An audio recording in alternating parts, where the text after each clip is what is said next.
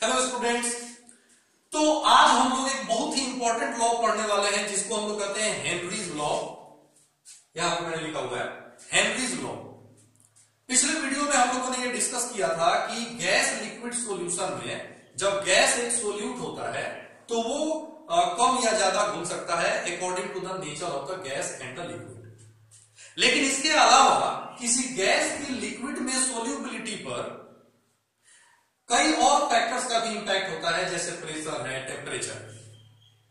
William Henry was the first person जिन्होंने pressure का क्या इंपैक्ट होता है किसी गैस की सोल्यूबिलिटी पर इन अ लिक्विड ये स्टडी किया और अपने ऑब्जर्वेशंस के आधार पे उन्होंने एक लॉ हमारे लिए तैयार किया जिसको हम हेनरीज लॉ के नाम से जानते हैं।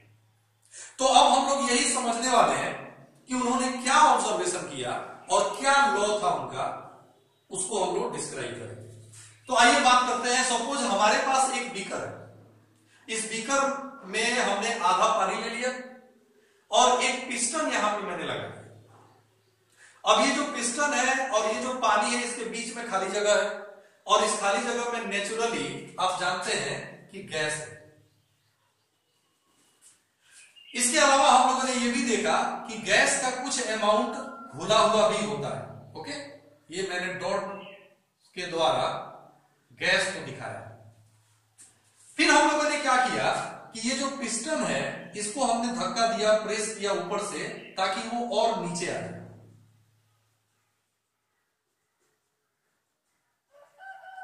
अब जब ये पिस्टन नीचे आ गया तो आप अच्छी तरह से ये बात समझ सकते हैं कि ये जो गैस है ये भी कंप्रेस हुई होगी, ये भी प्रेस हुई होगी और जिसके वजह से गैस के जो मॉलिक्यूल्स हैं ये इस प्रेशर की वजह से इस वाटर में और गहराई तक पहुंच गए होंगे।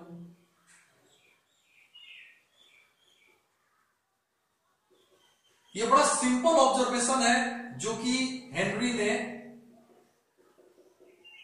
किया।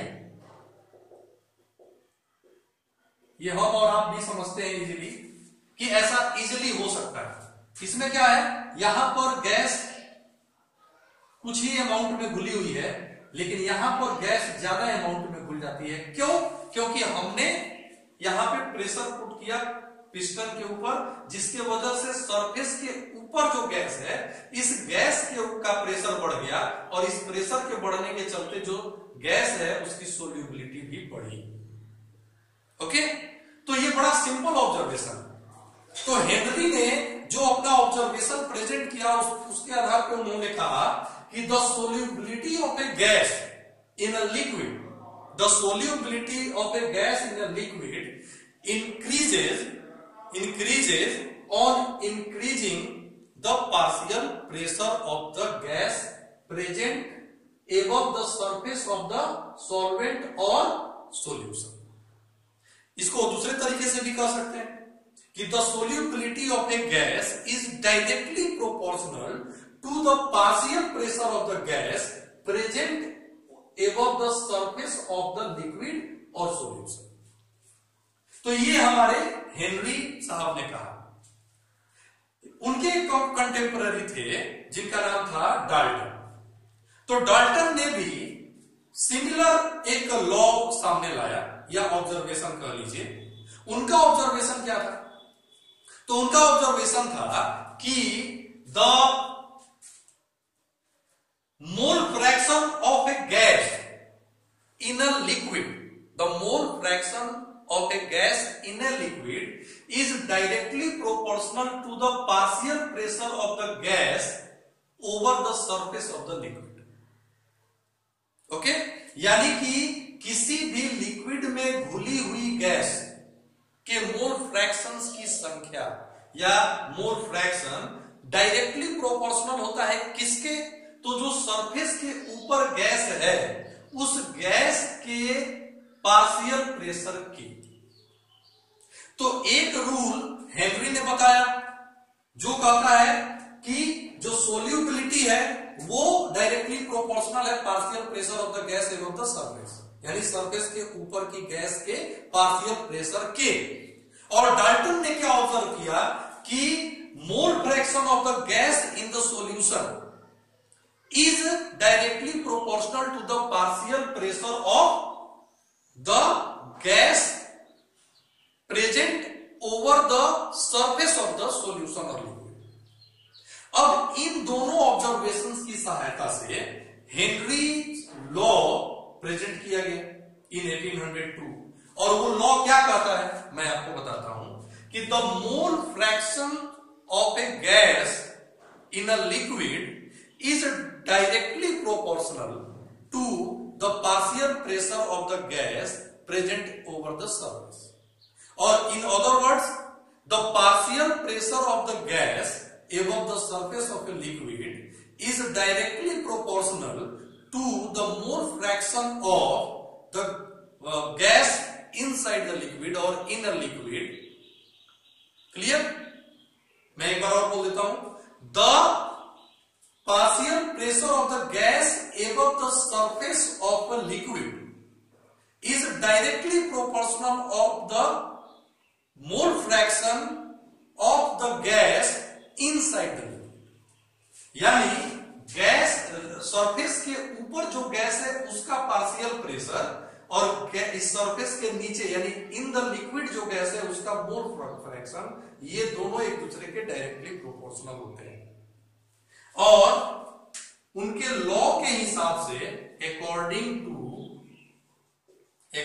टू द लॉ हम लोग ये लिख सकते हैं कि partial pressure of the gas above the surface of the liquid is directly proportional to the mole fraction of the gas in the liquid, जिसको कि हम x मान लेते हैं.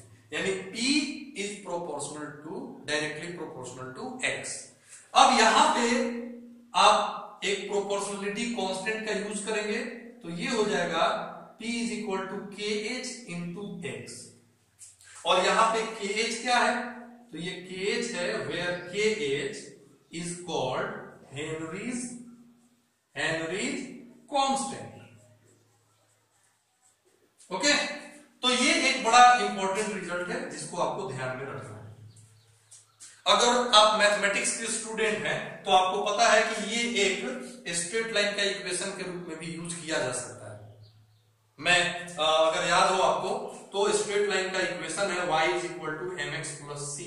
अगर हम c को 0 मान लें तो यहां पे क्या होगा कि y will be equal to हो जाएगा mx और ये एक स्ट्रेट लाइन का इक्वेशन है उस स्ट्रेट लाइन का जो कि ओरिजिन से होकर के पास करती है.